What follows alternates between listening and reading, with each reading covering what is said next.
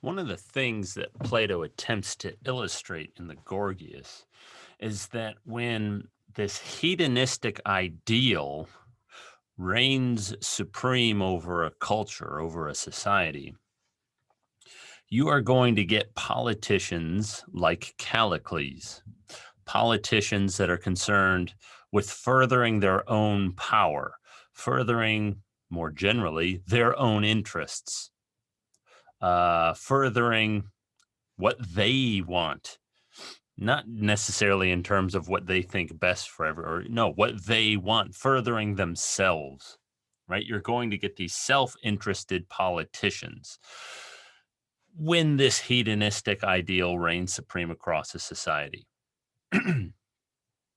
And I think someone like Plato, and maybe you're thinking this too, right? There seems to be some truth to that in our society today. I don't think it's particularly controversial to say that today the kind of the ideal of the good life, when if you look at the way people live, if you look at what they must take the good life to be, what happiness is, most people probably think it's something like doing what you want. And while the connection might be a little bit hard to pin down, it's certainly also true that many politicians, especially at the national level, uh, seem quite self-interested, or self-interested to a perhaps vicious degree, if you will. And it's this kind of calculating, a lot of politicians, especially at the national level, are simply concerned with power, are simply concerned with their own prestige, power, whatever, something like that, or that of their party, and so on. And it's that kind of suspicion that's led to, I think, fairly widespread apathy, especially about national politics. And I think this goes both ways in terms of Republicans or Democrats. It's not particularly difficult to find a Republican who really just looks self-interested. It's not particularly difficult to find a Democrat who just really looks self-interested. Right. And so that's one of the things that Plato is trying to portray in the Gorgias. Now, of course, Socrates, the ideal of the good life that he gives us, is very much opposed to this. Honor, power, pleasure. Socrates is saying those are not the things that you should be aiming at as you live your life. Doing what you want, that's not what's really important.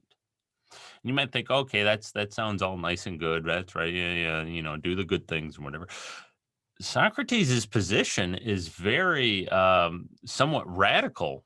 It would require fairly substantial changes to our lives, and it really gets at the core, I think, of how we tend to live.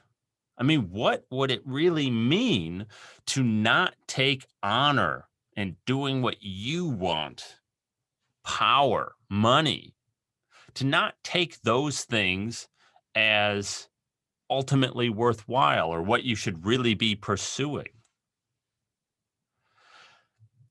To not treat those things as determinative of the way you live your life. That would be, I think, a fairly radical change for most of us, if not all of us. And that's what Socrates is really challenging us to do. Now, alongside that kind of challenge, um, or because of that view of the good life that Socrates is putting forward, he's also going to give us an alternative view of what politics should look like. It shouldn't look like this thing that you find Callicles doing. You shouldn't devote yourself to rhetoric. You shouldn't devote yourself to things like that. Yeah, power and whatever. Rather, politics is about something else. According to Socrates, the true goal of politics, what politics is really concerned with, is making the citizens as good as possible.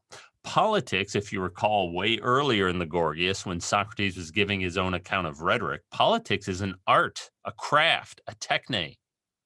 And it's the techne, according to Socrates, of making the citizens' souls as good as possible. It's this techne of making the citizens as good as possible. to ensure that they live the best lives possible.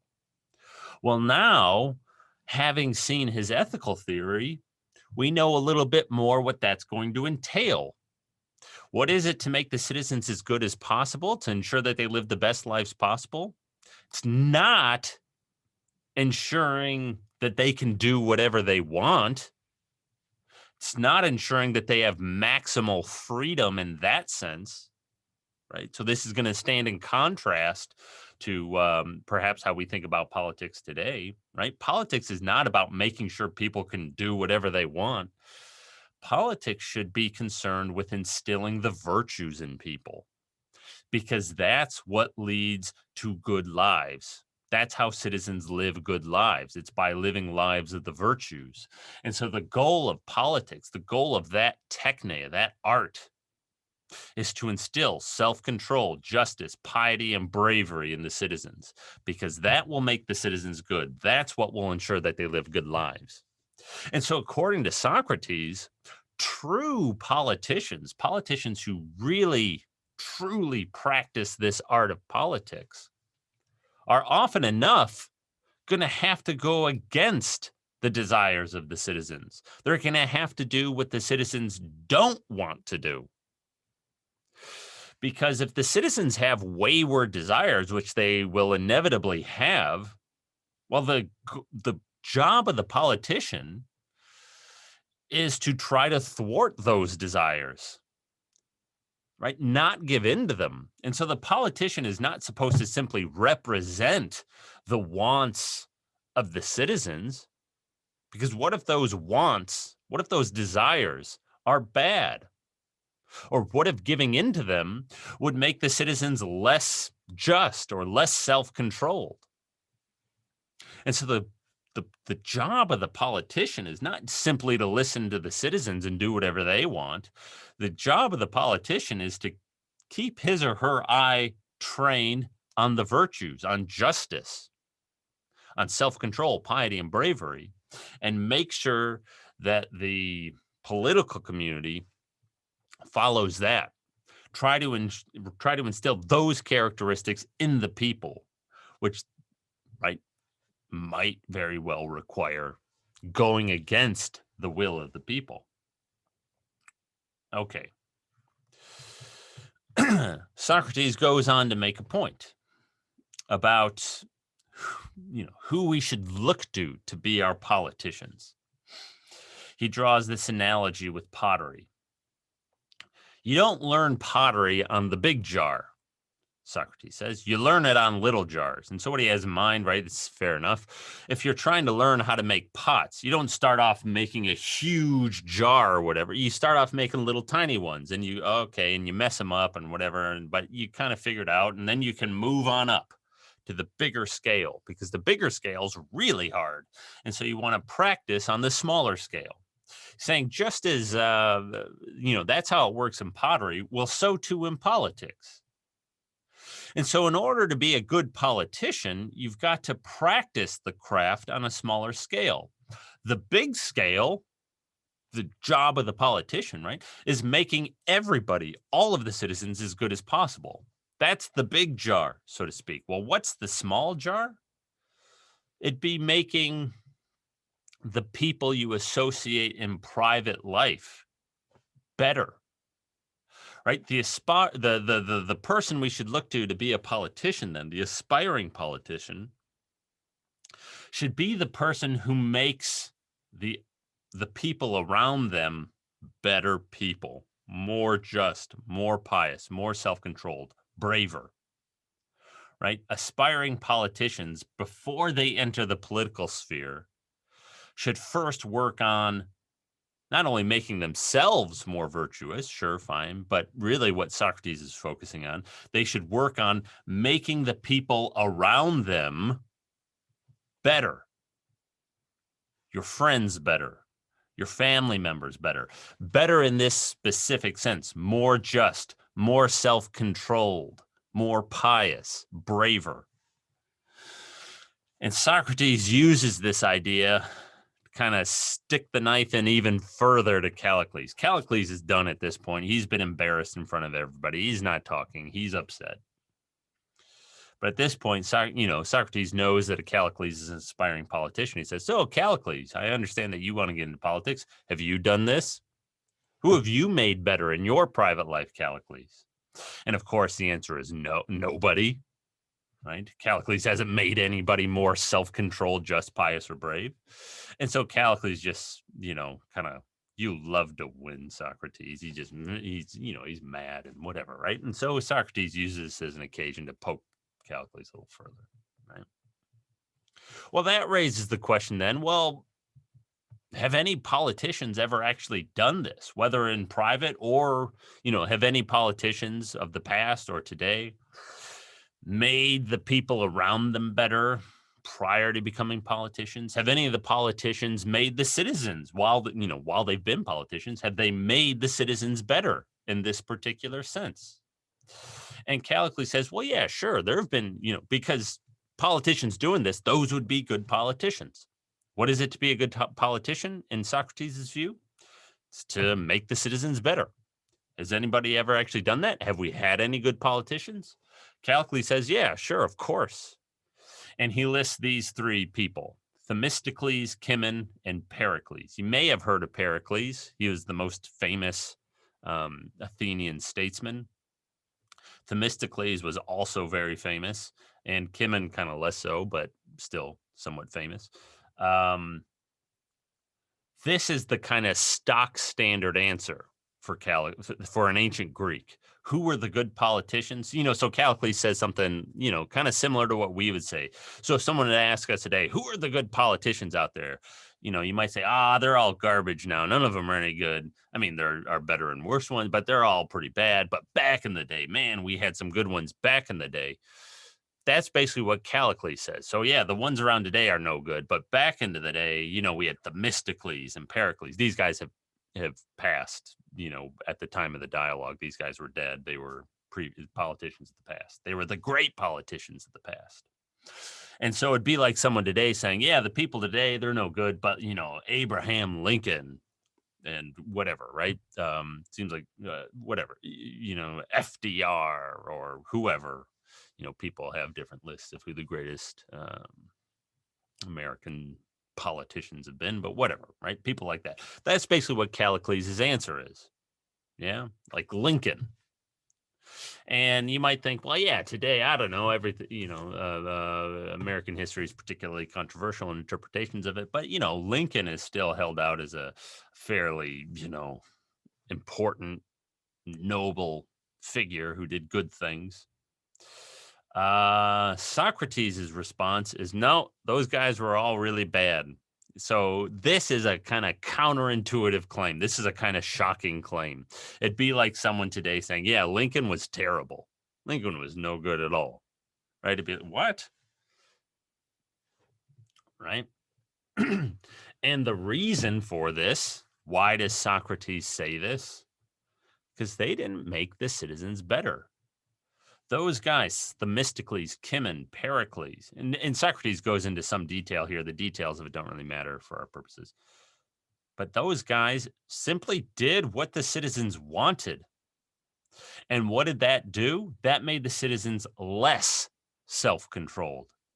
By giving into these kind of indulgent desires of the citizens, Pericles, Themistocles, Cimon made the citizens wilder, made them less self-controlled, less just. And so, no, these were not good politicians. They were not good. These classic heroes were not good politicians. Well, then you start wondering, I don't know, have there ever been any good politicians? Socrates says, yeah, well, I mean, kind of. There's people today who practice the true art of politics. Who? Who out there today is practicing the true art of politics?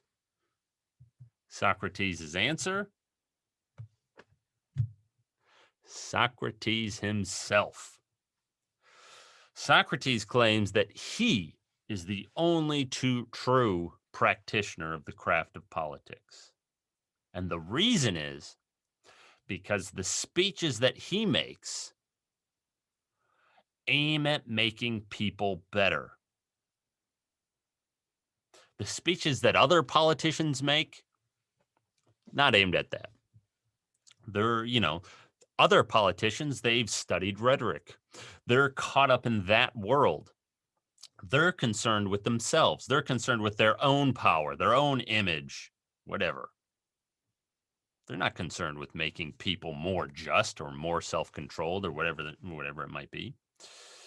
That's not what their speeches aim at. But Socrates, when he's talking to people, that's all he cares about. He's been talking to Callicles, Polus, and Gorgias. And with Callicles and Polus, at least,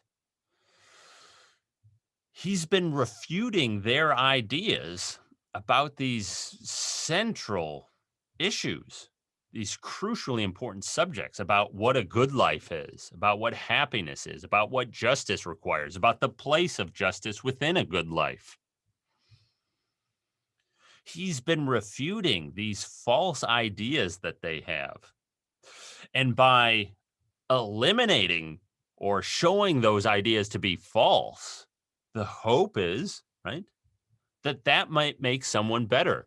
If you have this idea that you can live a good life while committing murder, like Polis explicitly had, right? Polis thought that. Well, that could really lead you to being an unjust person. If you don't think you need to be just in order to live a good life, well, that could really lead you astray. And so Socrates comes around and he gives these speeches. He engages in these conversations in which he refutes those kinds of ideas. And so what Socrates is saying is by refuting those ideas, these false ideas about justice and the good life and so on, I'm at least trying to make people better. I'm trying to make people more just. Now, granted, I don't have any position of political authority or whatever. And so I'm not a politician in that sense, but I'm the only person I see out here who's actually trying to do that, who's actually trying to make people better. And so that's why better in his particular sense, right? More just, more self controlled, and so on. Right? Just think of the crazy idea, another example of this. Callicles' ideas about self control. Callicles explicitly denied that self control was necessary in order to live a good life. Socrates refutes that. No, you're wrong, Callicles. Yeah. And so Socrates' speeches, what he's doing is aimed at making people better. That's what makes it aimed at making people more just, more self-controlled, and so on. And that's what makes Socrates a true practitioner of the art of the techne of politics.